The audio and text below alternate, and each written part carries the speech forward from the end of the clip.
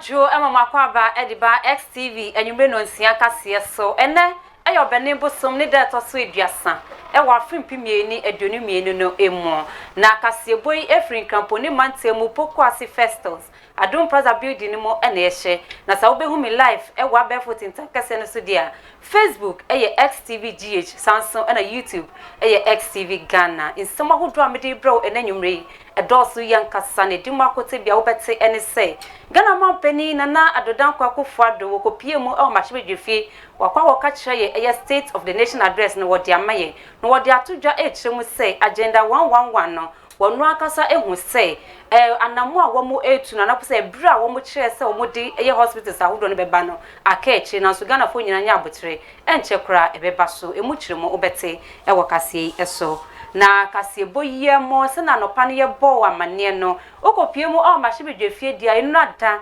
E-levy yenji ntum ubeji atum yenji ntum ubeji atum no se no yaje edi atum a eba be ye mra wo mu kiremu se mebusum ne de edi kan pepepe e no be hyase atete ye edi efremu emu kiremu obete e wakase so na enum no edom kuma wo machibedwefie wo mo so de nsem bi aba beto je wo mu kiremu se saa bill no eni mremu entine wo mo de eye mpanifo no ekwa kopie mu e wo Supreme Court emu kiremu obete nsem bi kan we ho e na mede bro sanyumre no nsia kase Abraham Obaapa Mavis Akosua Atteh mede kase ebrewo mami twa me ho mra na mefa kase boi emu chichemu ankasa emfamo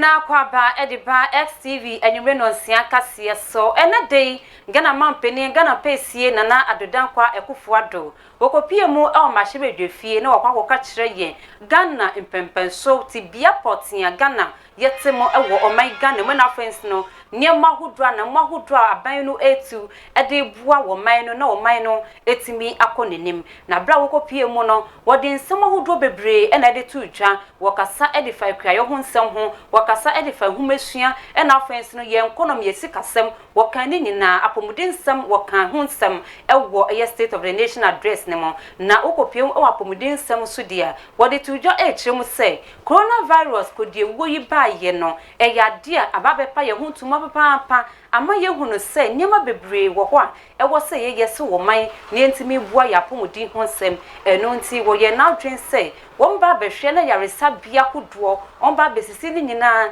ewo mantema hodoɔ a ewo oman Ghana mu na eno no wo matu ne din agenda 111 yesa yaresa bia maako oha eni edu baako ena omba besie ewo oman Ghana netimi aboa na fenso na apomudi nsem so etimi edimo na nipa dodo etimi enya ayarehwe pa ewo oman Ghana mu na no ena abra omampani na adodan kwakofo ado wo kasa no wodi atodwa echiremu sem omo bom humodin ekati sword sanka womo esisa ayaresa bie nanso wo chiremu se ebrudodo a na womo kan se womo de besi ayaresa bie no ekamia se womo kan se busu maako edu nwotwe ntampe se ayaresa bie nyina ye besi ni nyina ewie nanso busum du nwotwe no eyade a etimi etwemu a hwe se womo enya nwie ye wo se imprempre woni yen kase sa ayaresa project no maako edu nwotwe nson 87 a me no kase wo hwe se akakakra pene se womo ewie dwumede no na face no maako 24 na aka no site no so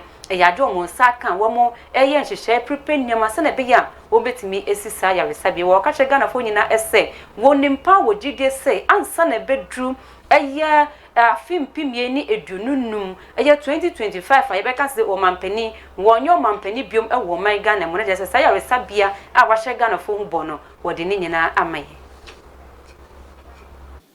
Mr. Speaker, I have to report, like all major construction projects, it is evident that the initial schedule we gave for the completion of Agenda 111 was overly ambitious. Identifying suitable sites around the country, for example, has turned out to be even more problematic than had been anticipated. I am now able to say that a great deal of the preparatory work has now been completed, and work has started at 87 of the 111 sites. I've been assured that preliminary work on the remaining 24 sites is ongoing. We have every intention of seeing this project through to its successful end, which will enable me to commission all 111 hospitals before I leave office on 7th January 2025. Sino Ghana mampeni nana adodan kwa kufuado ena wetime akasa no ensam ne de woka bebre ena de so e wo mahye fie emrepemu ye bebebo nyina so e de amaw na wo a wentime ahwe no watime atibe nyema hodo a woka ho asem no na mo no ye konsam fufuro mu dia enu ada mahye bedwafo e bo mo homoden na mkopie mu akọ asetena no de aba beto dwa ene se ilevia e yo so afọ wo no ena hwe sika sem so 2021 budget no de to dwa ese ye behwe se sika hodo ye de ma ne ye yadofo ne ye busuafo efa eye abefo tintankase no so no se de omude to e ba beto so eno eye 1.75% nanso enrada na NDC amanyoko ne ko bebre Ghana fododo na ene omo se sa ilevi de omo gituma enye NDC for cry wi ataso echom se enya de ombe prince be biara da mayetimi agisa ilevi e de atom nanso enrada yan gintum mo be gi atom no akwa ewieye ameno kase ometimi agi e de atoma eye 1.50% a se no se wo mo chiremu a mebusom no nida etoso eye ba ko eno be hyase atitiyem nanso enrada abronkopie mu o mahye bedwefre no eye edom konwa no wo mo si wo mo ntena ho mo wo mo hwe ma yangi 11 ni intum wo mo epie ye nanso ko wie eche no 11 no ya gi atom abra ya gi tu mo no mahye bedwechia me agbadbagbin wono ene kasa ya wodi nsem sei edi etudwa. Honorable members, the Electronic Transfer Levy Bill 2021, duly read the third time and passed.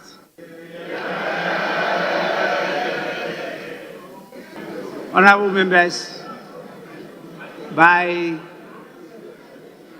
the guidance of my timepiece, is a few minutes after 2 p.m.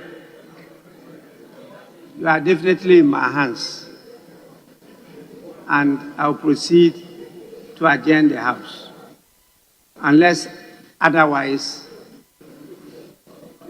guided by the House. Honorable members, the Electronic Transfer Levy Bill. Entino abra eye mahye chia me woji etu mu no eno no nansana eye edom kuma no wo mo ebepie edi free mahye bedwefie ansana po ye begi sa ilevi edi atom no mahye bedwani a wogire modi ma ade hwe mo wo adwuma ko enyan esiem abatom pesoso mfefe mantemu ani dindin onyonyam ni eye keza atoforsen wono ekasa wo kyerem se denti a ilevi wo mo gituma enyeye ene se eye aban no pese wo mo kyekire wo mo sadegu wo mo chi no mo ba wo mo po ankasa sanse so obi wo ne sika e wo ni bottom na o de sika no ahye ne back pocket no ye na dwen so me di ba me front pocket a wo si ehine ha wo gi so eto wo si wo mo ti ase a enyeye. Speaker, another thing that is very dangerous in this legislation is the fact that we've been called upon to legislate a clause that seeks to tax individual bank transfers. Speaker, if for instance I have a bank account and I've been called upon that, Mr. Speaker, I am transferring money from my personal wallet, my personal bank account, to say my wife's bank account, or to say my own mobile money account. Mr. Speaker, they are saying that they are going to tax me. Mr. Speaker, my concern is that this simply means that you are taxing me for moving money from my back pocket to my front pocket. How can you do that? How can you tax somebody for moving money from his front pocket to the back pocket? Mr. Speaker, this tax is simply not electronic tax. Mr. Speaker, this tax for me is a digital pocket tax. It's a tax that is seeking to take money from your pocket digitally. Mr. Speaker, I will say that the right name that should be given to this tax is a digital pocket tax. And that is why, Mr. Speaker, I do not believe it. Mr. Speaker, today we've been told that this tax can cure most of the sicknesses of this Ghanaian economy. Mr. Speaker, to the extent that this tax is more powerful than most of the herbal medicines that we have seen. Mr. Speaker, we are told that this tax can even cure my colleague, Honorable Okujetu Ablakwe's bald head. Mr. Speaker, this is a dangerous tax. Mr. Speaker, when this tax passes, when this tax passes, probably, Mr. Speaker, my bald head will be able to be dealt with. Onyonyam ne Kezia atoforsen na wo hu yesa wotimi ekasa wakasa wie pepepe na dom kuma no wo mo epie ye edi free mache bedwefie na enu ada abra wo mo ti yesa sese no mo epie o mo empio 11 no yagye ato e ba be ye mra ewo man Ghana mo no edom kuma no wo mo efre mache bedwa anaposo wo mo friends entrefo nhie mo na mo friends entrefo nhie mo no hawe na edruso a wo no eneda edom kuma no ano wakasa e wo chemu se we die enye mra wo mo ti ase enye ye nti wo mo de eye amanyukuo no anaposo aban no ekwa kopie mu e wo Supreme Court yengoti.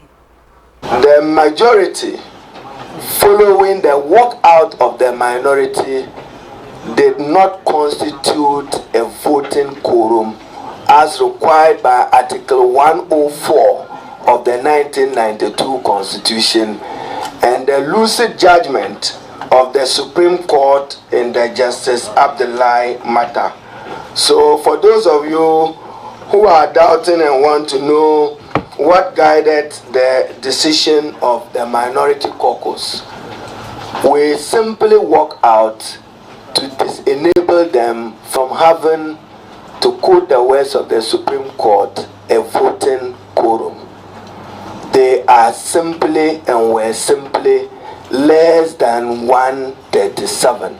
At least I'm using 137 because conspicuously everybody in the world and Ghana know the Honorable Ajua Safo was not present, and therefore you had 137. Additionally, we know that there was an ambulance within the presence of Parliament, but the person who is purported to have been in the ambulance was not present in the chamber for purpose of exercising a vote.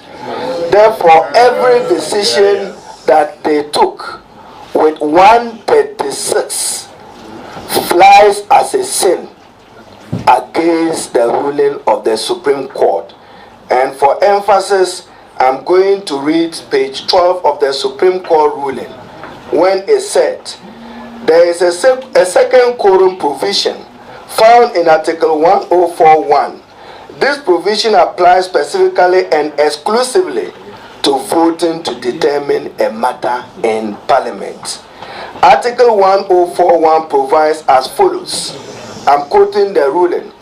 Except as otherwise provided in this Constitution, matters in Parliament shall be determined by the votes of majority of members present and voting with at least half of all the members of Parliament present. During second reading, you did not have half of members of Parliament present. During the consideration stage, you did not have half of members of Parliament present.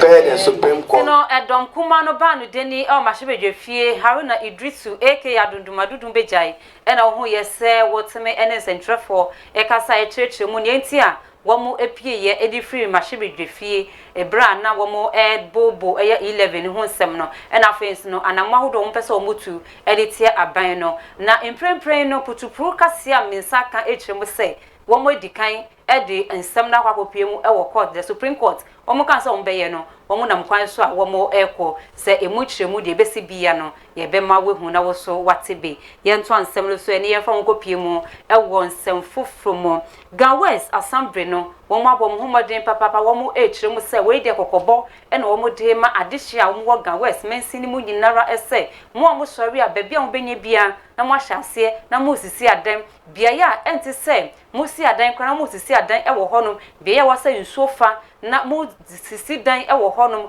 obo say esu to sisi a na kwakọ yiri e dia sha amanfo fie na afede ye frɛ eye nadmofo so omumra be boa no wo kyerɛ mu sɛ wɔmpene so nti wo ka kyerɛ wo bebiara wo si dan wo bia ya wonim sɛ aban no ma wo kwan sɛ si dan e wo honom anafo sɛ wo kasa wonim sɛ bia ya wo si dan enye ebe ha adwen sɛ so sha sɛ etɔdia bommadia na wankasa Shasia said, Dana Wessino, Shasine Dridri, if a go and yes, idea, or Momunina, and Outri Macuma Homino, so when dream for Guanuma, or no Cassabeshes or Babbage, may a year a bank catch in your war, a year West Honum, Clement Wickison, Wano, and a Cassai. Nti yabase be obi si dan ya hwe a ewo nsuo no mu no esese wo chai nipa da se ne de o te se body e okusa ebetima atoto kama nti se yatimi ni omokasa na omohu se de omoye no enye ewa pa baby afini ye odumase abeman oshuman insakena oduman afoaman mahia ena juma omo no mo wo nsuo no ho ena abase baby ewi anyina ka afiama na se juma fo asase nti ne beka ne se omunyina omunyai ne nyina ye ho ntoyen enye saa from next week ye back for serious demolition me person be beka se we si dan ne ebubu enu nti no ensi ne ebu wan kasa woni muso we si dan wo ho a ye ka se ya nanka wako no ahya se yi blog ne kakra at least we blog no bedu na wotwe mienu no watime yi edan na we si no blog no watime de si bi obabi foforo but wan anye ni sa na kasa wo twen me de a me de mba me yi egu fom enye boni so nyankopon kura be shira me se me yesa because insuo no so nyankopon ne bo no ni honorable aka no ejina enipa ene ye property bambo huntina oyesa ena police so ye adwuma ye nse ye bo nipa ne nipa properties ho ban na sene okan no se nsuo ye besisi adan de si nsuo no kwan na no a na se yiri a ebefa enipa bebre ebeba be national issue nti na se ye de support no na timpo wo no sene be ya nipa nsuo to a encreti chaos ema o mine no and nti yenso ye ginachi by the we are there to protect everybody. Ake manche ni mi no fi assemblyman ya area me support to 100%. Emi ngla moji taflache eji hin ahihwe mo ke ha wo game ake bi na aka heli ohye wo won ho shipon ni benke faahi ni taflache kenungo nepe ke ton sande e hanadmo ena iwo ake manche ni assemblyman hu jimie in support na kan idea me support le 100%. Eja ake ke o ho shipon ye fa na ni nungo bon ne mope eto wona wo sande MCA wie ake keje 2 weeks ni kan wo here ne ababa ni noni yo market e me fa ba akplofen na gbene hu agye 150 feet keje fa na akọ be 150 feet be o he job she call ye me le abakum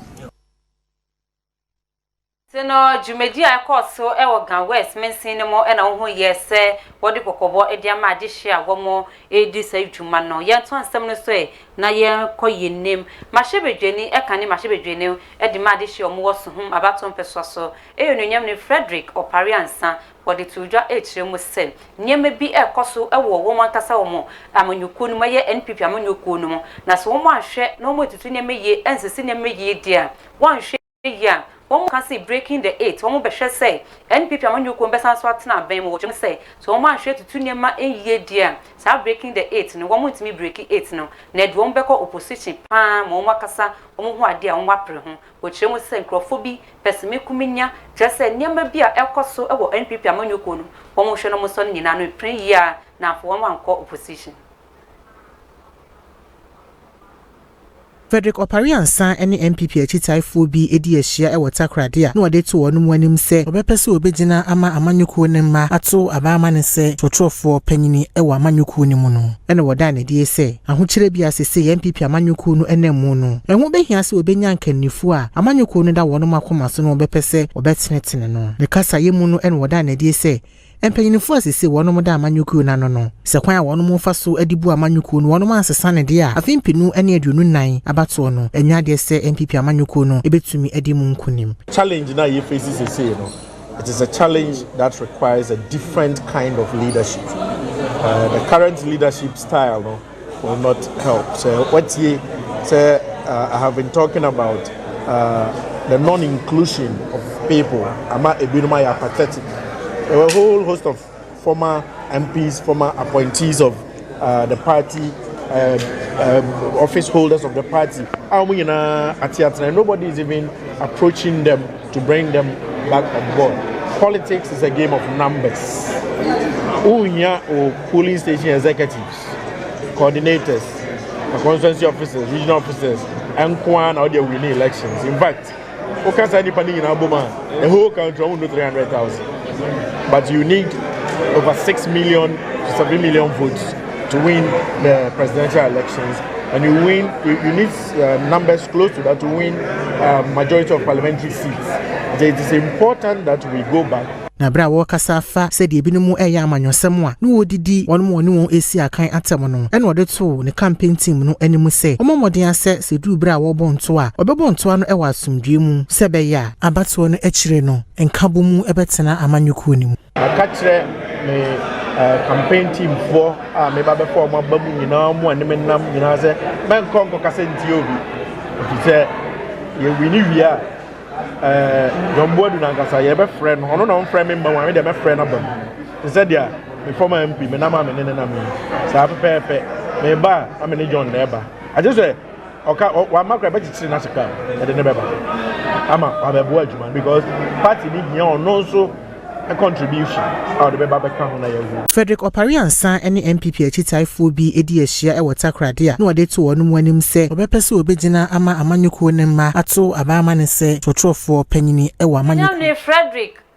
Opariansa ena wo ye wono ye kan ne mahebedwani di ma de hye mo woso hu abato mpeso so na yekopie mu e wo kaswa onfanko bian a yefre ho Anansi City e ho ene yakwa kopie mu etimemofo ho nom no wo mu si subebi ekoso ho wo mu bo enje so wo mu echire mu se biaya yadi bola eguo bola no jese wo mu dakra wo mu ntimi nda wo mu ntimi didi wo mu ye hu hwea enye ye wo mabom humodin akọ eye assembly ho akọ mpanifo amane so wo mbehwe no mbeyi sa bola no mfemfiri ho na wo mu so wo mu ntimi nya asomdwe entina kuro no mu na so mpanifo wo ma ya bo wo mu pono sa na so wo mu enchi wo mu so wo mu ene nsentrefo ekasaye.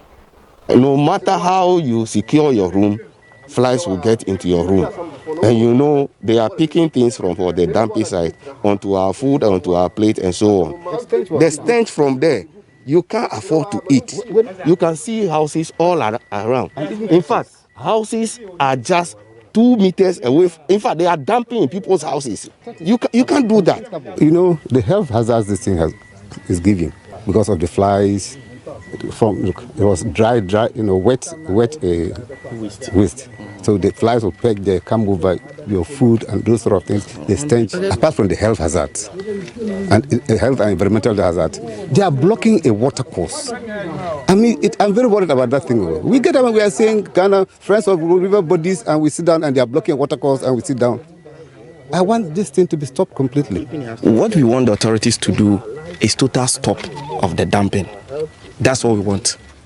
And also, stopping the dumping will not keep the place very hygienic for us. They need to come back and tidy up the place. Just said me mo for wo honom no eno no na enu echi ACP Odro Amani wono so ekasa wo kyerem se saa bia ya wo kan wasem wo mo bom homodin ekoso mrantie makwaduasa mienu wo mo koso wo mo edwo mo kopie mo police station wo mo kyerem a just say krono bonia man sem fata wo susu se wo mo di sem boni pa wo saa bia ho nti no wo mo aso wo mo a eno so wo kan say edito so. Went there to make an arrest simply because the information that is coming out those areas. They even attacked a police officer. A police officer was passing by and they had the nerve to question him. Why is he passing there and who asked him to pass there? Because he's coming there to bring police. Is that not it? So when they see him there again, they will take action against him. So such a people, what do you think they are doing over there? So that is why we went there with our recce. After the recce, we went there to effect an arrest. And you've seen how the place is. So when you are passing there during the night and you've been attacked, who will you attribute that to? Is it not those who are staying there? So that is why we don't want that place to become additional problem to Kasua's problem. So immediately we have to get rid of them. That is why we did that. We've been able to arrest about 35 people. Enwechi abaikra ni awono ewo ewutu senya is mensen nemo eyonyonyam ni Anita Love Obo Emisa wono so ekasa ye bisa no se identity memufoi womo aka se bola emu pe kwan bi na mo beyi mfankwa mo beyi ye anu ye odima central for any. They came to me and I told them that it is a temporal place that we are using. We are looking for a permanent site for the assembly. And interestingly, I told the guy, the person who is managing there, almost every 2-3 days, the place is treated to prevent flies and even the stench. So when these people came, I told them that this is what he has been doing, making sure that they won't get the effect. But we'll make sure that as soon as we finish handling ours, that place will be closed, and then we'll go back to our main site. But where they want to take to media, fine. But at the end of the day, they should go to Akosua and see the filth over there. Where do we send it? They came to me. No, abaikra chinya wono ewo ewuti senya mensen nimo Anita mami Anita ena wo yese wono so wetimi di anu yesa edibai enrada ye bo wamane wonim di da eye Ghana Black Stars ye ni eye alatafo no ye de sie ni ankasa chese enya asem kuma ye ko awe ye ni wo mo ena ko boy ye ko wie chire no wanwa nanso esa ne se ye ko mu fie na ye kwa hye wo wo ho ntino ye di nkunim se ni ya qualify World Cup no ye ka hu bi o se chese ye ni agi ankasa na enumu ena Ghana mampeni na adodan kwa kufado wo hu die si ye na ni agi nru anso no ye bo amane se na woda na obo ne humodi wo hu se die si ne no wo fa ne telephone ena ofre coach otu ado ena o ma ne tin kwa wo ka chane se woda na se papa se wetimi ama no gift a eti say done. Well done, well done. But when you come here, we're going to kidnap you. We're not going to allow you to go back to Dortmund. Where we'll, so be very careful when you're entering. You might not be able to leave Ghana again.